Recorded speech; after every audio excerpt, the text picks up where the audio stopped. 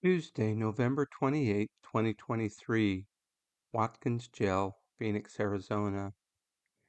After going through the first 5 jail doors and gates, I passed an officer in the main corridor carrying a stretcher. Anytime I see something different in the jail, it means lockdown. I told the officer on the central control platform, religious services, 3 Delta. She asked me for my name and badge, which I gave her.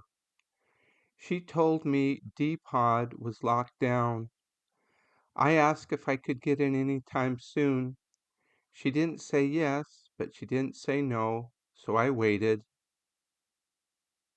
After a while, I asked again, and she asked if I was sure I wanted to teach my class and if I was sure I was felt safe. I said, absolutely. I'm confident that you will keep things under control. So I finally got to go through secure door number 7 and secure door number 8 to the program room. In attendance today were James, Jesus number 1, Jason, Delvino, Calvin, Sam, Jesus number 2, Ryan, Brandon, and Anthony. I handed out a copy of hymn number 209, Hark the Herald Angels Sing, and we introduced ourselves as sons of God. The preface of the Hymns of Jesus Christ of Latter-day Saints states in part, inspirational music is an essential part of our church meetings. The hymns invite the Spirit of the Lord, create a feeling of reverence, unify us, and provide a way for us to offer praises to the Lord.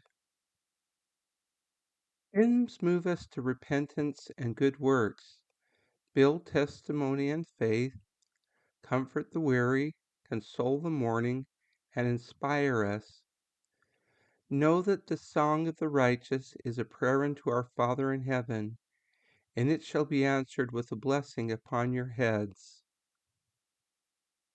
I tried something different before we sang the hymn. I directed the men's attention to the footnote, Hark the Herald Angels Sing. Text, Charles Wesley, 1707 to 1788.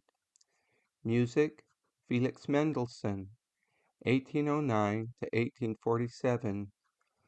Luke chapter 2 verses 18 to 14. 3 Nephi chapter 25 verse 2. I read a short bio of Charles Wesley I found on the internet. It says when Charles was 21, he underwent a spiritual awakening, studied the Bible, and regularly visited the filthy prison in Oxford. The inmates were really liking Charles Wesley. The instruction at the top of the hymn is vigorously, and the men sang very vigorously. After the hymn, Jesus number 2 offered the opening prayer. After the hymn and prayer, I asked if the men had read or talked about anything this past week that they would like to discuss. It is something I ask the men every week. I was surprised when instead of silence, one of the men said his Bible study group had posed the question, what is the purpose of being on earth?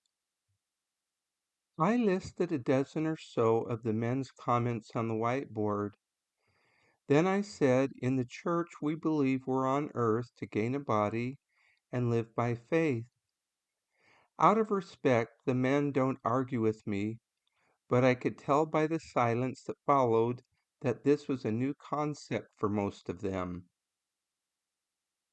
I explained that before coming to earth, we lived as spirit children with our heavenly parents, and that we were sent here to progress and become like them.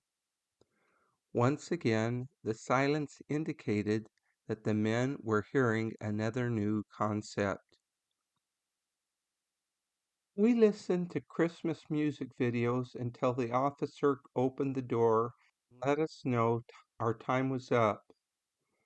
I shook each man's hand, then I thanked the officer for watching over the pod during class.